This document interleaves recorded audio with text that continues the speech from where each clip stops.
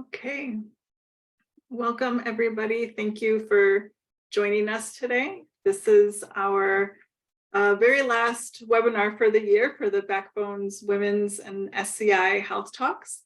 And this program is funded by the Christopher and Dana Reeve Foundation. My name is Rebecca Torres. I am the Executive Director of Backbones. And today's webinar is being recorded and it'll be sent out to everyone who registered, and also it will be uploaded to our YouTube channel where you can also find the past recordings of the other webinars that we've been doing throughout the year. If you're new to Backbones, our organization is committed to helping people with spinal cord injuries and similar disabilities find connection and community. I encourage you all to check out our website at www.backbonesonline.com to find out more information about our programs. This program specifically is a community-led program that seeks to bring awareness and education about women's health in the context of spinal cord injury and disability. In addition to this recorded webinar, we also have a private, only for women with SCI, small discussion group to help unpack tonight's conversation and to share personal experiences and support. If you're interested in the small group, please go to our website as well and click on the program tab. And today I'm really excited, and it is a pleasure to welcome Dr. Stephanie Kielb, who is going to be talking about bladder and pelvic health.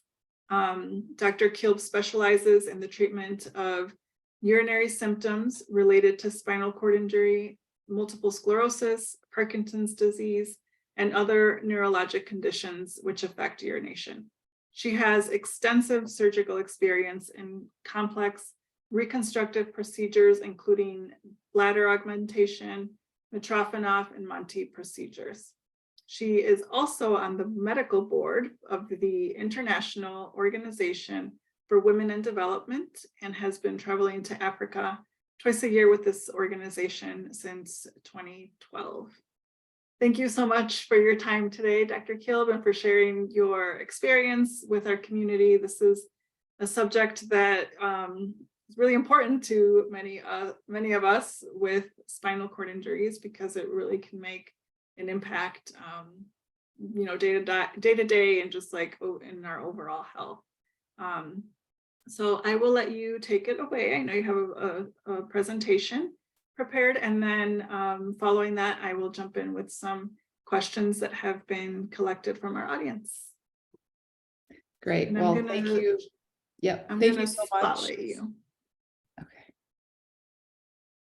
Okay, go ahead.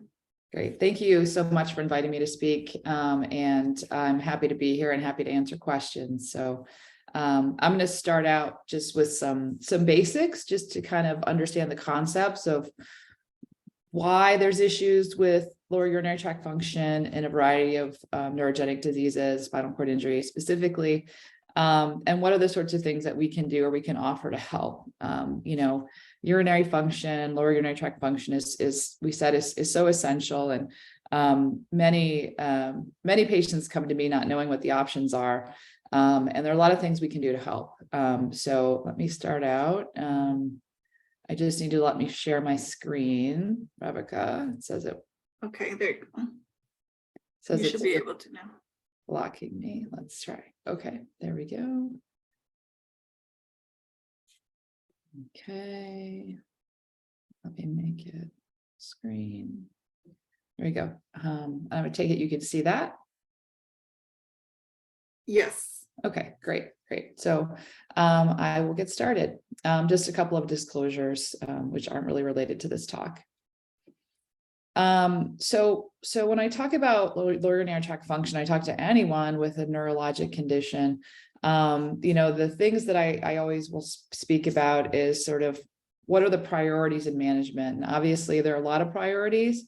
My number one priority is always going to be thinking about kidney function. And so I'm going to explain a little bit why that's so important in this situation, because some patients with spinal cord injuries, their bladder can start behaving in such a way that over time, and I'm talking over years, not over minutes or hours or days, renal function, kidney function can be affected in the long term. And so my job is to protect the beans, I call them. And why is it so important? Well, bladder is supposed to be store urine at a low pressure, and if it can't, then the kidneys can be affected. The second thing that we do is try to prevent or minimize symptomatic infections and hospital admissions. One of my other big goals, I should probably put that first, is limiting overtreatment of sort of what we call asymptomatic bacteria or colonization of the bladder. But then also to manage the bother, like how can I provide a way for patients and or caregivers with an acceptable means for urinary drainage and bladder management, continence, skin protection. There are a lot of different options depending on the situation. And those are things that I talk to patients about. And, I consider myself a practical urologist. It would be great if everyone had a caregiver that could catheterize their bladder if need be every 3 to 4 hours. But in reality, that just doesn't happen. And also, when you're out in the community, that's often not possible, particularly for women. Transferring to someplace flat to be catheterized is just not practical for most people's day-to-day lives. So talking about bladder storage. So, the bladder really has two functions, right? Lower urinary tract, not just the bladder, the sphincter muscles have two functions. One is to store urine. What does that mean? Well, you want the bladder to hold enough urine that you're not having to empty the bladder every 15 minutes. And it's incredibly important that the bladder store the urine at low pressure. Back behind the bladder, attached to the bladder are the ureters, which are the tubes between the kidney and the bladder. And those are connected to the kidney. And the kidneys are really very wimpy organs. They're incredibly essential, but they don't have any way to deliver urine or push urine down into the bladder. They really kind of drip urine down. Yeah, the ureters, they wiggle a little bit. And I think they're the cutest organ in the human body, but that's another discussion. But they can get the urine down a little bit. They squeeze a little bit, but there's no way to get it to the urine to the bladder under any significant force. So if the bladder has pressure in it, which sometimes happens in neurogenic bladders, the urine can't get to the bladder. And then the kidneys either can get hydronephrotic, which means they can dilate or stretch out back behind the bladder, or they can still scar without there even being any dilation back in the kidneys. The other thing you want with storage that's important, storage is not leaking, right? If you're storing properly, your urine properly, you're not leaking urine. So we want to make sure that the bladder holds enough urine at a low pressure, a large enough volume, and doesn't leak. On the flip side, 180 degrees opposite of that is the urine emptying. So what do you want? You want complete, periodic, preferably voluntary, which means you're controlling it, expulsion of urine. So how do we get urine out of the bladder? And for most people, this is coordinated, by the nervous system. For everyone, this is coordinated by the nervous system. And a lot of this coordination between the bladder and the sphincter, which I'm going to show you some pictures of, a lot of that coordination, all that coordination happens way up in the brainstem. So there's a part of the brainstem up here, which is kind of the base of your skull, which controls all the coordination between your bladder, the sphincter, the emptying, and the storing. And so if you think about it, if there's something happening to the spinal cord injury, multiple sclerosis, transverse myelitis, spinal cord tumors, spinal cord infarcts, there's lots of things that can affect the cord. Sometimes that coordination is affected. And that's one of the things that really can contribute to issues with bladder pressures and kidney risk. So this is kind of just a schematic, what the bladder looks like. So the bladder is basically a muscle. It's a little more complicated than that. Those little things on the ends are the ureters connecting to it. The little dots that look like eyes in the middle, those are the ureteral orifices. That's where the ureter plugs into the bladder from the inside. And then there's a sphincter muscle. The sphincter muscle is around the urethra. The urethra is the tube you pee through or catheterize through. And so those two things need to work together properly for you to store and for you to empty. So what happens with the storage phase of the bladder? So during the storage phase, you want the bladder muscle itself to be relaxed or not be contracting or not spasm. So that bladder muscle should relax. But at the same time, the sphincter muscle is squeezing harder. Why is it doing that? Well, because the signals that are going on right now neurologically are telling your system to store, again, coming from way up here. And so your sphincter is tightening, which is the outlet, which is important. And then the bladder is relaxing. So that's how the bladder holds urine in. If you didn't have a sphincter, which sometimes happens depending on the level of spinal cord injury, sometimes the bladder stores fine, but every time you bend over or cough, the urethra, the sphincter isn't closed tight and urine can leak out or drip out. It has nothing to do with the bladder misbehaving. It's more the sphincter not doing the job it's supposed to do. What's the opposite of that? The opposite of that is emptying of the bladder. And what should happen with the emptying phase? The bladder muscle should be squeezing, but before that starts, the sphincter has to open, right? You don't want your bladder to squeeze and the sphincter or the outlet staying closed. What happens then? Well, you've got all this squeezing going on, pressure happening, urine can go backwards, but it can't get out the way it's supposed to go. And that's a problem. So that's, again, all this is coordinated way up here in your brainstem. So the bladder squeezing, the sphincter relaxing, and then the bladder squeezing is what normally happens so that the urine can be expelled and the bladder can empty or nearly empty. Not every drop comes out every time.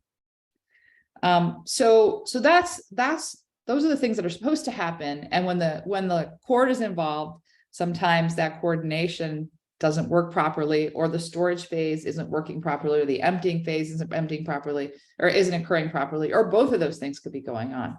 So you could have trouble both with storing and with emptying. That can certainly happen. So when I see a patient with neurogenic bladder or with a spinal cord injury, and I'm talking to them about their urinary function, what are the things we're gonna look at? I mean, I'm gonna do a full history, right? And I'll do a physical exam. I mean, a physical exam is essential, for men and women, both. There are other things that can affect bladder emptying. There can be prolapse, which is where the pelvic organs kind of come out through the vagina. That can block the flow of urine sometimes. For men. Prostate enlargement can be part of the problem. Other things we might ask for is either avoiding diary. So we would have you collect the urine or measure the urine every time you go. Sometimes even see if you're catheterizing and voiding, how much are you catheterizing for? How much are you getting out when you urinate, when you void? Or what are the volumes when you catheterize? What are the volumes? That's really important for me to know when I look at some studies, which I'm going to talk about a little bit. Is the way you're managing your bladder safe or not? And I can't tell that from the outside. And then if you're voiding, then I would, check a urinalysis. We would check a little residual, what we call a post-void residual, which is a little ultrasound that we do to measure what's left over in the bladder after you urinate.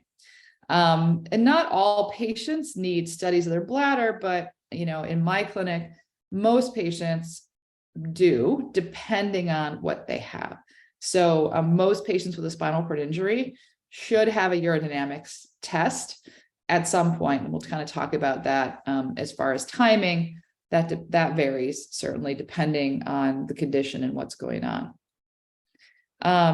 So a couple of things about what we can do if your bladder isn't storing urine properly, right? The bladder isn't holding the urine like it's supposed to. There's bladder retraining. So some patients can do some physical therapy. There's something called pelvic floor physical therapy, which can help. There are medications. So there are medicines that'll help the bladder store urine better. You may know them by the names of oxybutynin or mirabegron. There's a variety of different bladder medications. Sometimes that's enough. There's botulinum toxin injection. And those are things that are done, that's done in the office through a little scope. And I've got a little schematic of that. There's implantable nerve modulators. Sometimes these are office treatments. It really depends on the condition of whether or not those are even an option. Technically, nerve modulators, implantable nerve modulators, are not approved for quote unquote neurogenic bladder, though we use them a lot in certain conditions, particularly multiple sclerosis and other things.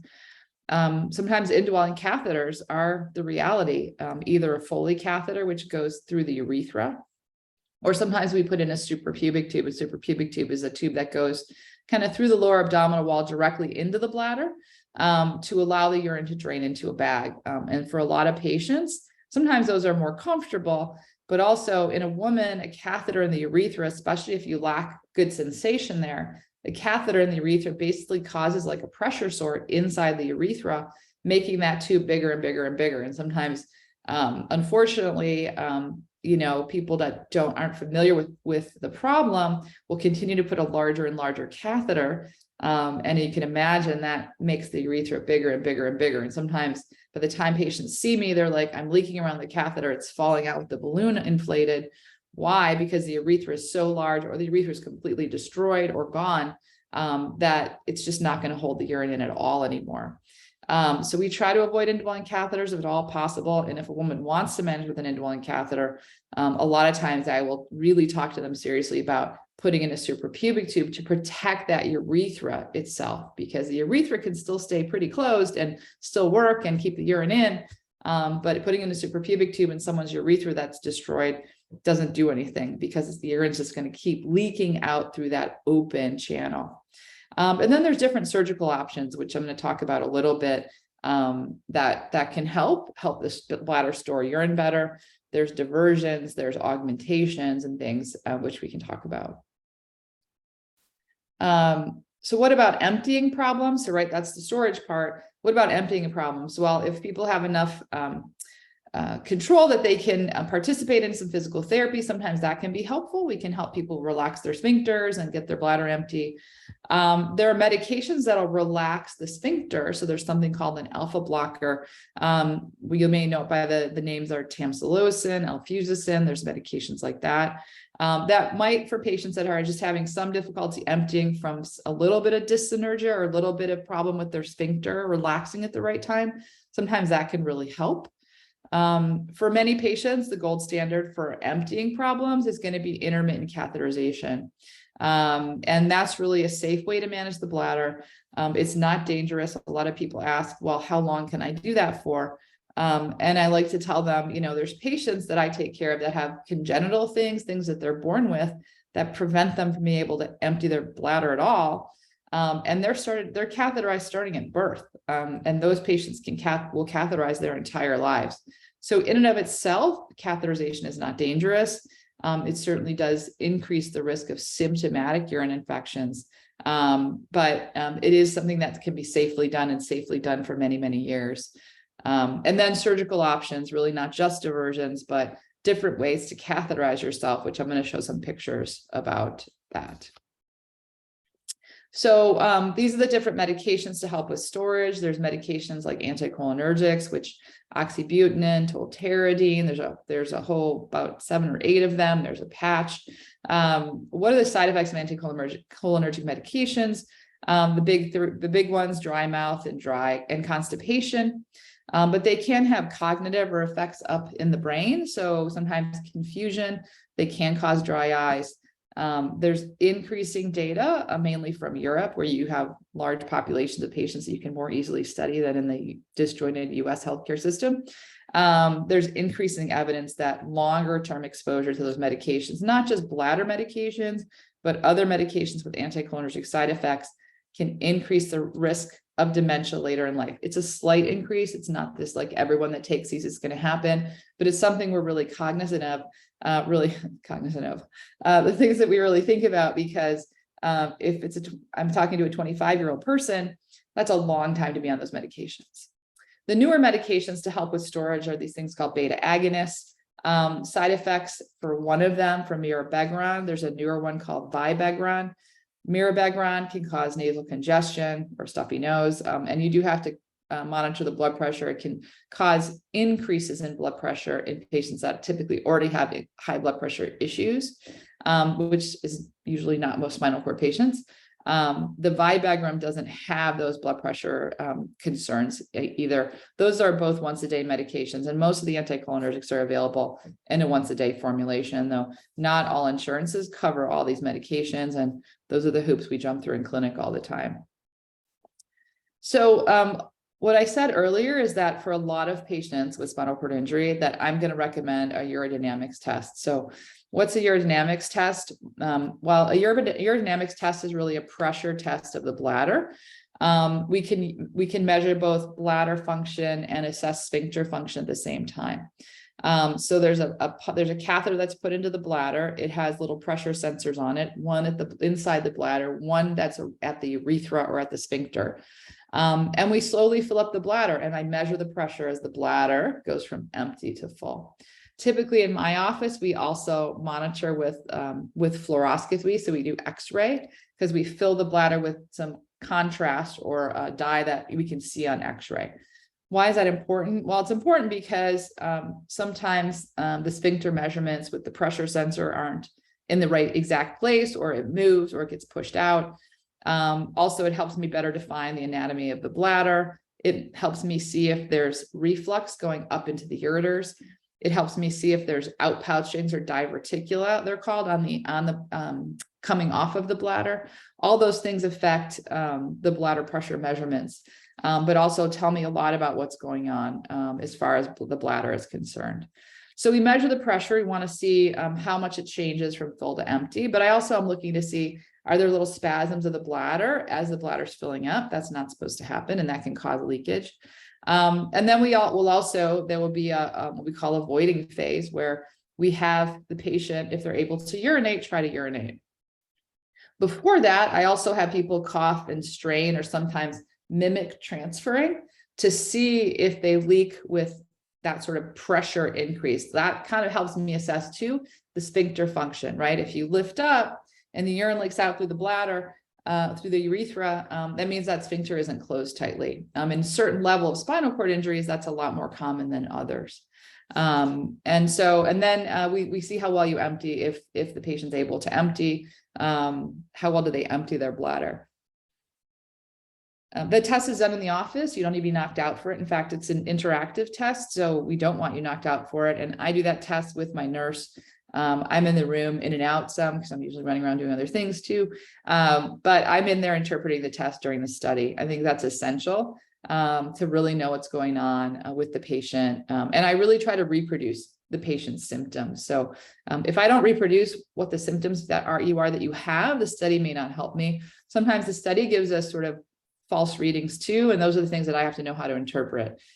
So really understanding how to read these studies is essential. And someone that sees a lot of patients with neurologic things that affect the bladder is going to understand this a lot better than someone who really rarely sees a patient. A lot of times these studies are done for other reasons. Men with, leakage after their prostate comes out, women with not a neurogenic diagnosis who leak when they cough and sneeze, things like that. But they're really, really essential for patients with spinal cord injury, for me to help figure out what's going on. Are your kidneys going to be okay? What are our options to help protect the kidneys? And we do this initially, usually somewhere between 6 and 12 months after the initial injury. Why don't I do it sooner? Well, because things are still evolving. As you know, you're still recovering function. There's things that are changing. So if I studied you at 3 months, that may be completely different from what happens at 9 months or a year or long term. So it's usually between 6 and 12 months. And if everything looks good, then I repeat it again in about a year, roughly. And if you have a stable condition, then I may do it every 3 to 5 years after that. Or the other thing that's really important is if you have changes in symptoms or function. So if there's new leakage going on, if there's new infections happening, if there's some real change where, like, some patients have what's called autonomic hyperreflexia or dysreflexia. If patients are having a lot more of those, I may want to study the bladder as well. So it's very important. Sometimes I do it also after treatment. So say I did a botulinum injection into the bladder, and I want to see what happened. And I want to make sure that your bladder is now going to be safe for your kidneys. I may want to repeat that study at that time. Or after I augment a bladder, I want to see how much it holds and those sorts of things. What's botulinum toxin injection? So basically, botulinum toxin is a neurotoxin that what it does is it paralyzes muscle. It also decreases sensory urgency. And so for people that void or urinate, we can still do botulinum toxin injection to help with sort of spasms and things and leakage if you're emptying okay.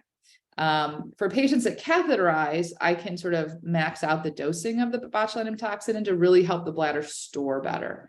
So it doesn't preclude the ability to urinate if you do botulinum toxin injection. It totally depends on the situation. So for a lot of patients with different neurologic conditions, doing botulinum toxin at a lower dose may be an option. We just always have to be careful that we don't flip someone from being able to pee to not being able to pee. It's not a permanent condition. Botulinum toxin, whether you put it in your face or in your bladder, wears off eventually. So in the bladder, it's usually about 4 to 6 months. If you put it in your face or your forehead, it's usually, or in muscle large muscles for contractures, it typically lasts about 3 months. So it's a little bit longer in the bladder. This is something I do in the office. The actual procedure literally takes me about a minute. And we do injections into the wall of the bladder. And then it lasts about 6 months.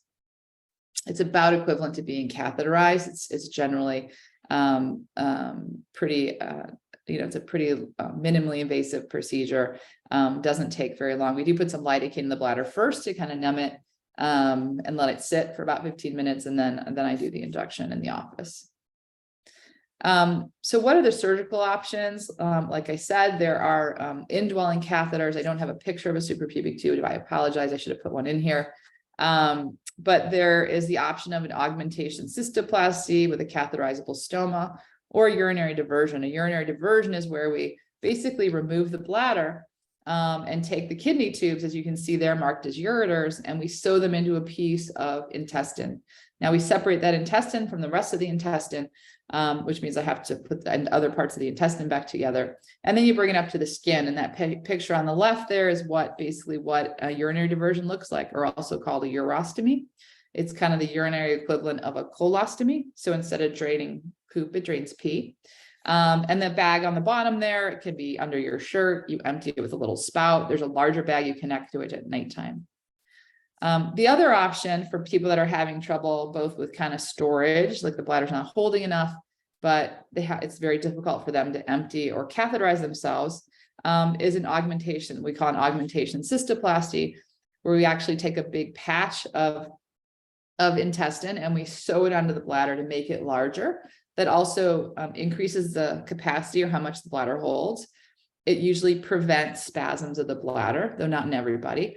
And it decreases the pressure. So if there's a pressure problem in the bladder, we just made the bladder a lot stretchier, a lot bigger. So that pressure problem is gone. And what does that do? That protects the kidneys. The other thing I do a lot in the spinal cord population, or I wouldn't say a lot, but often if I'm doing an augmentation, particularly in women, is a catheterizable channel. And this is one of my patients on the right with a cervical spinal cord injury, who basically catheterizes through her belly button. And you can see she doesn't have to get out of her chair. She doesn't have to transfer. She doesn't need any help. She can do it herself. And catheterizes directly into a bag. She can do this out in public. She can do this in a restroom. She could do this in a simple room somewhere. And it really gives her that independence to be able to manage her urinary tract by herself. I'm not trying to sell anyone on any of these procedures. I just want people to understand what they are, and understand when we're talking about these sort of reconstructive abdominal surgeries. These are big surgeries. I mean, I never sign someone up the first time I talk to them about them. I give them a lot of information. I have patients who are willing to talk to other patients about what their experience was like having this procedure done, how the recovery went, what kind of discomfort was involved. These are big surgeries. You're in the hospital for many days.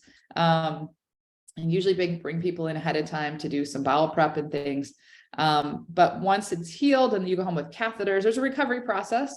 The other thing to say about anytime you put intestine in continuity with the urinary tract, it'll secrete mucus. The bowel will secrete mucus because it's not used to having urine exposed to it. And that's okay, but you do have to flush it out of the bladder, or you'll see it draining out the conduit in the bag, in that stomal bag, which is normal. But it does put people at risk for, especially in an augmented bladder, for stones and infections. And those are things that we have to kind of monitor.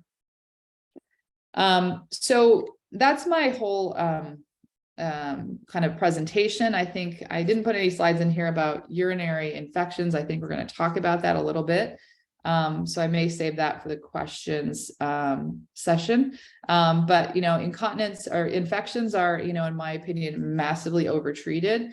in any neurogenic population, most neurogenic populations, because a lot of people don't understand colonization of the bladder. So when you catheterize yourself or you have a catheter in, you are automatically colonized with bacteria. And what does that mean?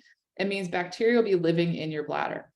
Now, we used to think that bladders otherwise were sterile, but they're not. But catheterizing the bladder introduces bacteria sorry about that. Okay. That will live there. And it's kind of like, the inside of your mouth. The inside of your mouth is full of bacteria. It's in fact teeming with bacteria. It's kind of disgusting. If you ever did that like experiment in high school and where you swab the inside of your mouth and or a drinking fountain and you put it on an agar plate to grow bacteria, there's a lot of bacteria. We don't go around swabbing our mouths and giving ourselves antibiotics. So if someone checks your urine and you catheterize, you have a catheter in, who isn't me or isn't someone who's familiar with neurogenic bladder and catheterization, they may tell you, oh my gosh, you have a terrible bladder infection. This looks awful. And why is that? Well, because that people that don't catheterize aren't going to have that level of bacteria, aren't going to have that level of white blood cells, which are infection cells, red blood cells in their bladder. And so anytime a patient has a urine done, oftentimes, particularly in an urgent care and ER, they're told, oh, you have a terrible bladder infection, here, take some antibiotics. In true story, I've had two of my patients go into the emergency room and being told they had a urine infection when they actually had a broken bone in their leg. I always tell my patients, you have to be your own best doctor sometimes. I used to tell my patients, if you go into the ER with a broken arm, they're going to tell you have a urine infection. But two of my patients told me about the leg thing. They're very excited because they're like, you were so right. I said, yeah, I know, it happens all the time. But please don't let people keep giving you antibiotics every time you have hiccups. It is not a symptomatic infection. If you're symptomatic, absolutely get treated. Fevers, chills, blood in the urine, new leakage, not feeling well, those things. But just isolated cloudy urine, isolated smelly urine do not count. There has to be some other symptoms. All right, I'll get off that pedestal. So as I said, there's many things available. Urodynamics really guide what I can do for most patients.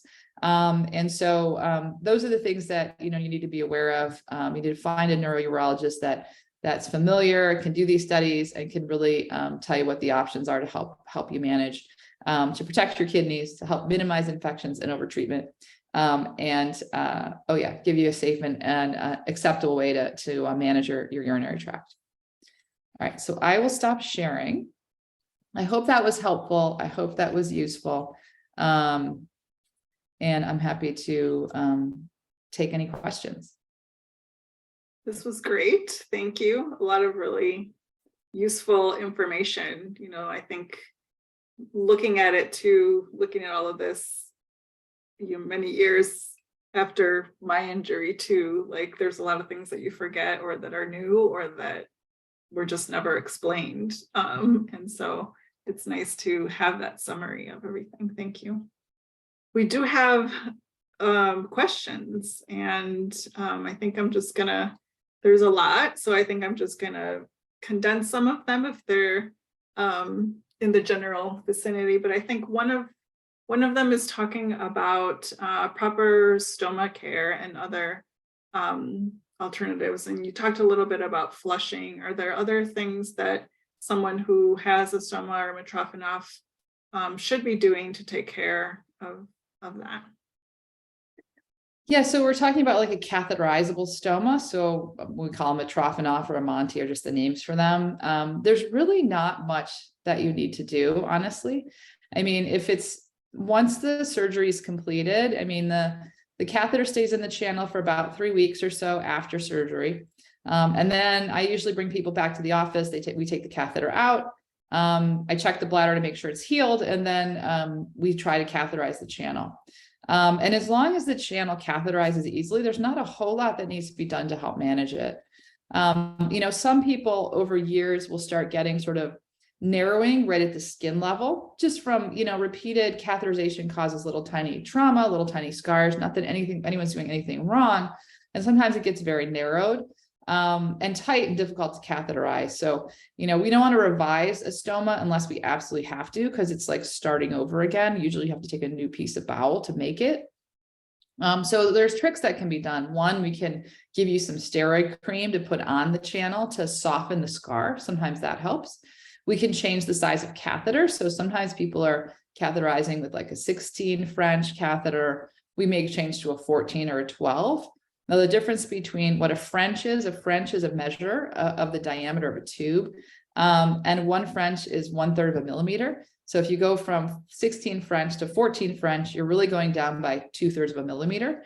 So it's a really, really small change in size. People sometimes get very excited about it. And I'm like, it doesn't matter, a 16, a 14, a 12. I have some patients that use 10s.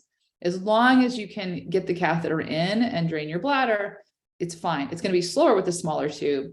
So if a smaller catheter isn't the right thing, and sometimes irrigation can be a lot harder through a small catheter too. So if changing the catheter, or a coude tip catheter, which is a catheter that narrows at the tip and gets wider as it goes back, sometimes we change that.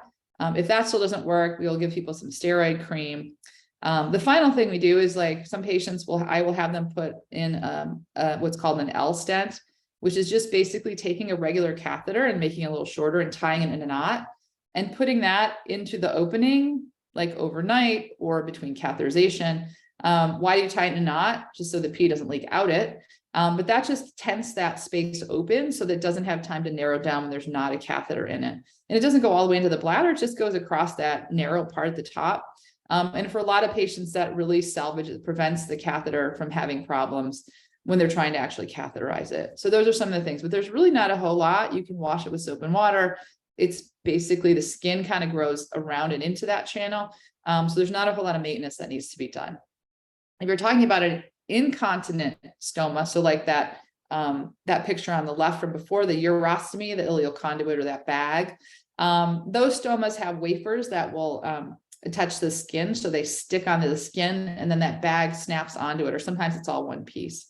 For some patients, depending on their body habitus, they need a belt to help keep that on. It varies. And there are specialty nurses called stoma nurses that we actually work with, that we will refer patients to, because they know all the tips and tricks and the different bags and the different companies and the different glues and the different things that me as a surgeon, I mean, I know them, but I'm not the one that's going to be really good at assessing you and figuring out what seems to be the best for an individual patient. The stoma nurses have a lot of experience with lots of different bodies and lots of different body types to help patients find the right thing that works for them. Because if it doesn't stay on well, then it leaks urine onto your abdomen, and you don't want that.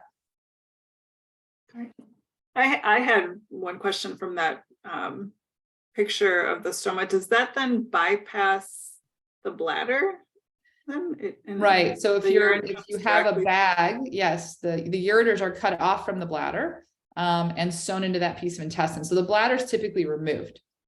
So in most situations, the bladder is removed, because the bladder without anything in it will still the cells will still turn over, and then you can get infection in the bladder from just all the dead cells. It's called pyocystis.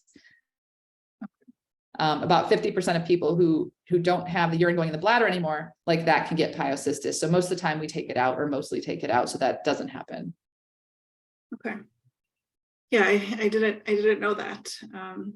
All right, next question is about UTIs, and you talked a little bit about that, and I'm glad that you mentioned going to the emergency room, because that has definitely happened to me so many times, where I go in for something else and I'm given antibiotics. I'm like, I know I don't have an infection. Mm-hmm. So that happens a lot. But one question is how to manage and prevent UTIs, especially when they're chronic UTIs or when antibiotics stop working. What are some preventative ways or natural ways to sort of help with that? And then along those lines, many people were asking about, cranberry juice, water with lemon, D-mannose. What are your thoughts on all of this? So I think it depends on how patients manage their bladder as far as prevention is concerned, right? So one thing, I'm not bashing ER doctors or urgent care, physicians or providers. it's really difficult to work in an ER. When a patient comes in and they're having fevers, it's hard to know that it's not the urinary tract, right? So, they check a urine, it looks dirty. They may say, well, we don't know. And if we're sending you home, for instance, which they may not, we're going to give you some antibiotics until we figure out what is really going on. Because the last thing you'd want is for someone to get septic, from a urine infection, which I totally get. So, I'm not saying it's always wrong, but if you go in with absolutely no symptoms related to your urinary tract, or you go in with, as I said, a broken arm, you do not need to be treated for a urinary tract infection just because you're colonized with bacteria. So as far as prevention, it depends on the bladder management. So if you look at things like cranberry juice, D-mannose, those sorts of things. So in patients that don't catheterize or don't have a catheter, those things have been shown to have some success, and not necessarily cranberry juice, but there's concentrated capsules. There's something in cranberry that helps prevent certain bacteria from sticking to the bladder wall. And if you use these capsules at these higher concentrations, that can definitely be effective at decreasing symptomatic infections in people that urinate. You can't drink enough cranberry juice for it to be effective. You would throw up because of all the cranberry juice. So the cranberry supplements are the best. And we keep a list of the ones that actually have the very concentrated amount in them that we give to patients, because there's lots of cranberry supplements all over the place. No one has to prove anything when we're talking about supplements. So, we talk about the FDA and oversight of medications. If it's a supplement, it doesn't need to be proven and tested. So people will sell you lots of things that they say do lots of things that they may not have never proven. But there is data for cranberry. There is data for D-mannose in those situations. The other thing for people that urinate is increased fluid intake. If you look at like women with infections, drinking at least 1.5 liters of fluids a day actually decreases the infection rate. So flushing is one of the body's natural ways to get bacteria out. There's mucus different places. There's saliva. We all have vaginal discharge that flush things off. But drinking fluids is definitely effective. When you look at patients with a structural change in their urinary tract, such as an augment or a catheter in or an obstruction, those things, generally speaking, don't have great data to support them. So things like cranberry juice and D-mannose may not be effective. That said, there have not been great studies to tell us for sure one way or the other. So it's really difficult to say no, and I don't think those things are harmful.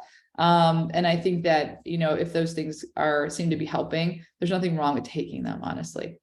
Hydration, I think, is very important, particularly people that catheterize or have a catheter in.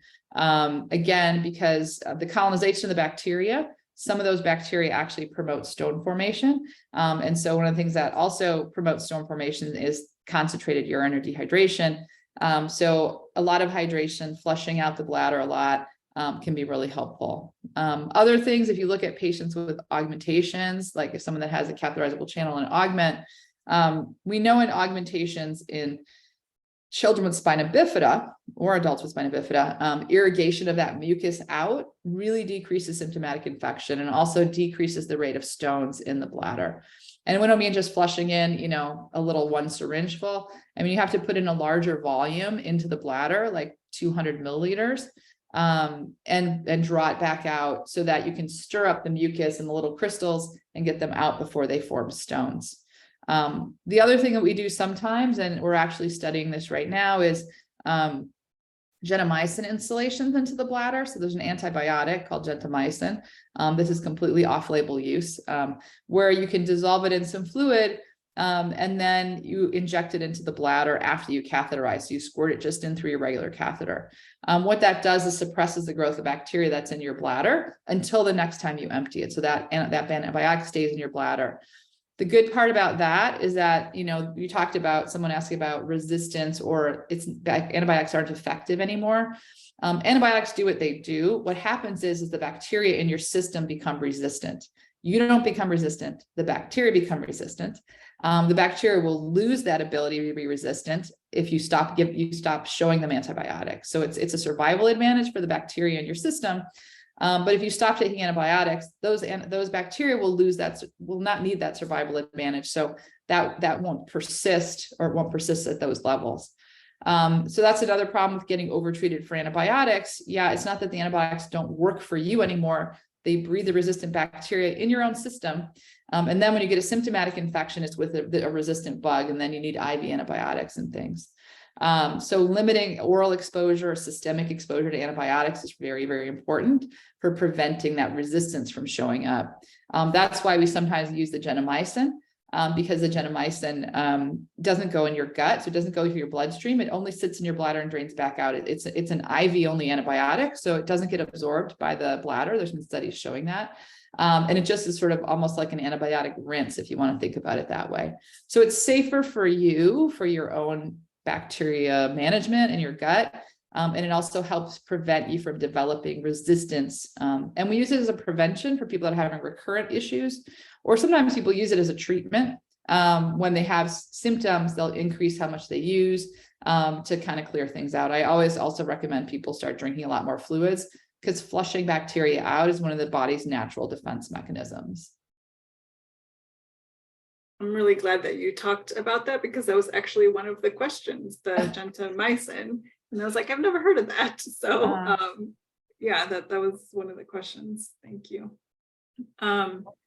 What about, I have a question here about non-surgical management and the best appropriate for low pelvic tone and pelvic organ prolapse in women with SCI who can't do PT.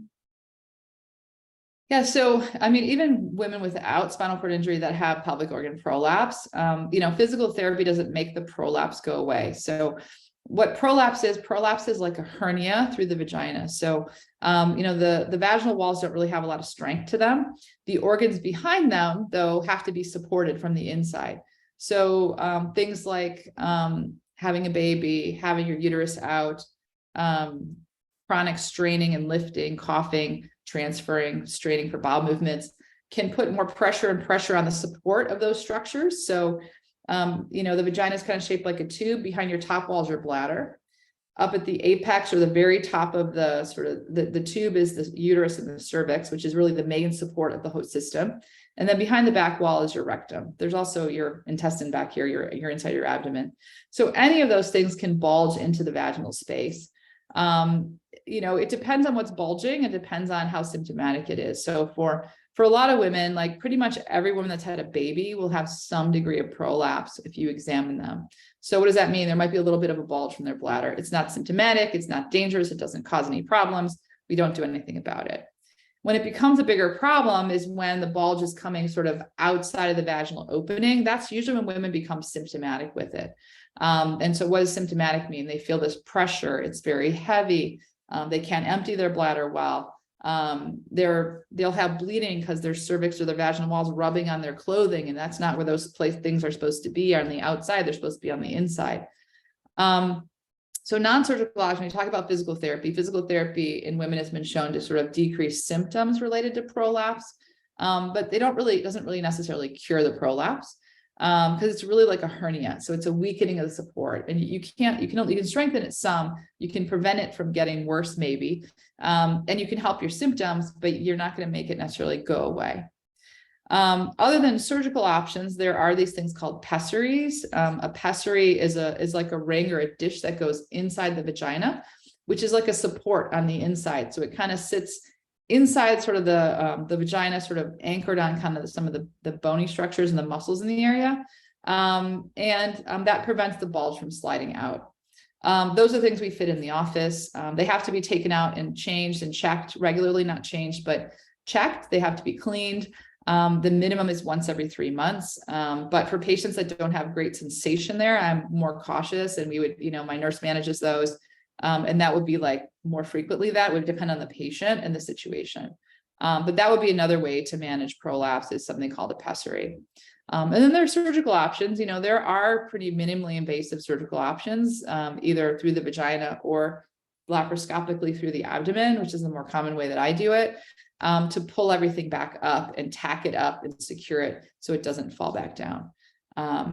but it depends on the patient. It depends on their symptoms. Not all prolapse needs to be treated. In fact, most prolapse probably doesn't need to be treated because it's just common after any sort of childbearing. There's some bulge that's going to be there for many women. Great, thank you. And we have 2 more questions. Sure. One is about Botox. It says, I'm curious to know more about addressing spasticity, and Botox has stopped working for me after about 3 glorious years. And then there's another one also asking, what are some good and bad things that one might want to know about Botox? Sure. So I mentioned a little earlier, Botox is a neurotoxin. And so, for most patients, if you look at most studies of long-term use of Botox, people, most of the time it continues to be effective. So it's not like people develop a resistance to it. If you look at the faces in Hollywood, you'll know that that's true. It continues to be effective. So I would say, most of the time with the Botox or botulinum toxin is what it is. I might do something like increase the dose. I might try to add a medication in. I would probably in that situation restudy someone's bladder because maybe the bladder has changed. Maybe it isn't the botulinum toxin isn't effective anymore. Maybe their bladder has just changed or gotten worse, or there's something else going on, or there could be a cord issue. I mean, I've had patients who were stable for many years who had, rods in their back. All of a sudden, one of my patients' bladders just went haywire. Studied the patient, turned out one of the screws broke off and there's a little piece now impinging on his cord in a different way. So he had to go to neurosurgery. So sometimes there's a reason for that. I mean, not for everybody. But sometimes adding back in a medication might be effective. So maybe botulinum toxin and a medication, but I'd be really interested in studying the bladder to see if it really isn't effective. And we've tried everything we can. Oftentimes the next thing I talk to people about is that bladder augmentation. So making the bladder bigger with intestine. It's a big jump to go from, a minute or 2 procedure in my office to a major abdominal surgery. But sometimes that's one of the things we need to do to really help people's bladder store urine better. Before Botox, we did a lot more bladder augmentations. I can tell you that. We still do them. We still need to do them, but it's in a lot less patients than we used to because the botulinum toxin is so effective. So I would either increase the dose of botulinum toxin, if it can be increased, depending on where it is. I would try to add a medication back in, and then I would study the bladder to see why, or is there a change in the bladder itself that's explaining why the botulinum toxin is not effective. I'm assuming that whoever's doing it, if it's not me, will look in your bladder at the time of the botulinum injection. I mean, take a real thorough look around the bladder, make sure there aren't any stones, make sure there aren't any polyps, growths, or tumors in the bladder contributing to changes in the bladder. So want to make sure that there isn't something else going on as well. You want to be sure that we're not missing something. And then the other question was, what are the sort of the pros and cons of Botox kind of thing? What are the risks? So the risk of Botox include infection in the urinary tract. So we do give people an antibiotic at the time of the procedure to minimize that risk, but you could still get a symptomatic infection afterwards, fevers, chills, that sort of thing. And that we would treat. That's usually self-limited. That usually goes away. Excuse me. There can be blood in the urine too. I do stick a needle in the bladder to inject it, though they're working on absorbable ways and put Botox in the bladder. That's not ready for prime time yet or approved, but there are people studying that. That you can inject through a catheter, which would be awesome. But the injections go in the bladder wall. There can be some bleeding from that. Rarely there's enough bleeding that the bladder clots off. Patients need to be admitted to the hospital. I'm always really cautious when I do an injection to make sure anything that looks like it's like bleeding more than other sites, because there's vessels all over the bladder and sometimes you can't see them when you do the injections below the surface. You can cauterize it in the office. There's different ways to put pressure on those sites during the procedure. The nice thing about botulinum toxin is that it, unlike medications, it doesn't go in the rest of your body. So it's very localized, right? So when you inject it in the bladder, it pretty much stays in the bladder almost entirely. If you look at complications with botulinum toxin injection, really the systemic issues were in sort of kids, small kids that got large doses in like their leg muscles and things, like kids with cerebral palsy and things that for contractures, that maybe had some systemic effects. What does that mean? A weakening of like other muscles and things. Botulinum toxicity, like if you get botulism, it can affect the muscles everywhere in your body, but that's much different doses than what we inject at. And that's going into your bloodstream. I'm not injecting into the bloodstream, I'm injecting into the bladder. So those are, things like shortness of breath or affecting the diaphragm muscle is incredibly rare. Botulinum toxin in general is very safe. Otherwise, people wouldn't be able to inject it in their face every 3 months, all over the place, and injected by, I don't know, dentists and nurses and everybody, and plastics, not even plastic surgeons don't even do it anymore because there's so many like spas all over the place where people are injecting Botox. So it's really safe. It's really localized. If you splash it in your eye, nothing happens. Don't ask me how I know that, but nothing happens, I promise. Sounds like there's a story behind that. There is a story behind that. Thank you. And our final question is about sort of aging and addressing things that come with women in aging, like osteoporosis and bone health, having to start taking calcium or other things to help. Does that impact, developing bladder stones? And then another one that's sort of similar to that question was also about information on second augmentations. So I think the theme with these is like, as we think about aging with a neurogenic bladder, like what are some concerns or things we need to think about? Yeah, well, so I am a plumber. I am not a primary care doctor or a gynecologist. So I don't manage osteoporosis and things. But in general, if I see a patient that's on, say, needs to be on vitamin D and calcium for their bone health, I tell them they should stay on vitamin D and calcium for their bone health. And then we can monitor, if you're following with someone and they're monitoring regularly, you should be getting some sort of imaging if you catheterize of the bladder and the kidneys every year to 2 years, somewhere in that range, to make sure there are no stones developing. If you don't have a history of stones, I don't get overly worried about people using calcium supplementation and vitamin D. Because truthfully, a lot of the calcium's absorbed better in diet than it is in supplements. And so if you take a supplement, you have to take it with food so it gets absorbed. There's a lot of things that affect calcium absorption. So unless you're taking mega massive doses of both vitamin D and calcium, because vitamin D promotes the absorption of the calcium, your urine probably doesn't change all that much. So I don't worry about it. I don't worry about my patients that have kidney stones. And if we're really worried about it, we can do urine studies and measure how much calcium is in the urine. For instance, if someone's starting to have new issues, to try to prevent that. I think a lot of the stone issues in catheterized patients has to do with the urine sort of not completely emptying from the bladder. So when you catheterize, every drop doesn't come out. The other thing has to do with bacteria. There are certain bacteria that promote stone growth that are going to be in the bladder. So the calcium impact is probably not all that great unless it's massively high in the urine. That said, I don't know that's been studied all that well, but it's not something that I'm going to be like, oh my gosh, you have to stop that. I certainly would. I am like, oh my gosh, I hope your bones are healthy. The second question was about augmentations. And yeah, so, as I alluded to, and I said earlier, bowel's not designed to be exposed to urine.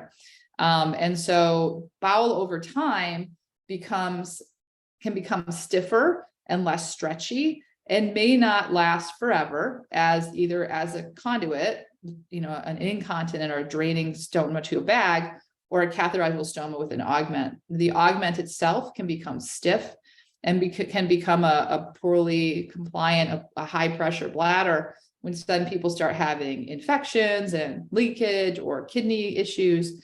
And so patients with augments, I study them regularly.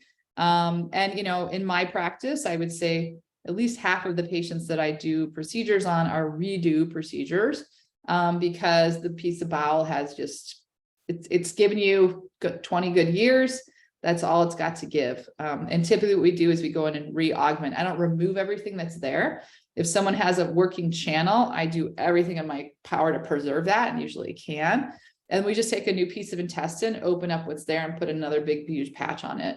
But yeah, it's not designed to be exposed to urine. The bowel isn't. And I think, especially when I see patients that had surgeries as children, I tell them, like, I'm going to study this and we're going to keep following this. And if something changes, we may need to redo something or replace this, or not replace it, but re-augment your bladder. I think a lot of people don't talk about that on the peds side when they're doing the surgeries, because they're focusing on the kid and the parent and everything else. But I do find that those are the patients that need to have things redone. Patients with conduits that they had as a child. I would say every patient that I have with spina bifida like that either has kidney problems, kidney failure problems, or I've redone their conduit, or both. So I really follow those things closely, because they often need to be redone at some point in the future. And it's usually not like months, but it's, 15, 20 years. I think the soonest I've ever re-augmented someone's bladder, and this, I didn't do the original augment, not that that person did anything wrong, was about 10 years, 9 to 10 years. So it's not something that happens right away, but it's something that has to be thought about when you're doing these surgeries, because they don't last forever. Nothing lasts forever. And there really isn't a good other substitute for the urinary tract. So there's no like bladder on a shelf. There's no bladder transplants that exist, at least right now. We can't give you a pig bladder. Maybe some point in the future. By the time that happens, I'll probably be retired, but maybe in the future, we'll see. Well, thank you for answering all these questions. Is there anything else that I didn't ask that you want to say before we wrap up? No, I would just say be your own best doctor, and, remember these sort of principles, especially about the infection issues. There's a lot of antibiotic resistance out there, and, it generally comes from both not only medical care, but also the food industry, which is a whole nother topic of why there's so many resistant bacteria. But I guess the only other comment I'd make about infections is that people that catheterize or have catheters in can have all sorts of unusual bacteria in their urine that people that don't catheterize typically don't have. So most common bacteria are like E. coli and Klebsiellas. Those come from your own gut, from anyone's own gut. Most common bugs that cause infections are those two. E. coli by far and away the most common, even in people that catheterize. But people that catheterize can have all sorts of things, Pseudomonas, Salmonella. There's all sorts of things that can show up in the urine that are atypical. So it's just to remember that, because there may be different treatments that are needed as far as which antibiotic to choose, but your doctor should help you with that. And I actually often sometimes will even refer patients to, we partner with our infectious disease partners, specialists at Northwestern, and they're invaluable to me, because I'm like, I don't know what that bacteria is. Can you help me out? Because I don't really see it as like, and there's like new names for things. I'm like, never heard of that one. But we will treat those if people are symptomatic. But I think if you have what someone tells you is a resistant bacteria, or ESBL it's called, which is extended spectrum beta lactamase, which is bacteria that are resistant to like 6 different antibiotics. It doesn't mean you should be treated with an antibiotic to clear that. Like I said, avoiding antibiotics will help those bacteria lose that survival advantage and help clear those out. Whether they clear completely, hard to say, but it'll help really prevent you from that being a persistent issue or worsening. So less antibiotics that you take, the better. Unless you're sick, take them. But if you're not sick, please don't take them. Great advice. Thank you so much for being our guest today. Really appreciate everything you had to share with us. And to our audience, we want to thank you for supporting and attending our webinar series. If you want to catch the other webinars, remember that all the recordings are available on our YouTube channel at Backbones Online. So thank you very much, and I hope you all have a good rest of your day. Thank you for the opportunity.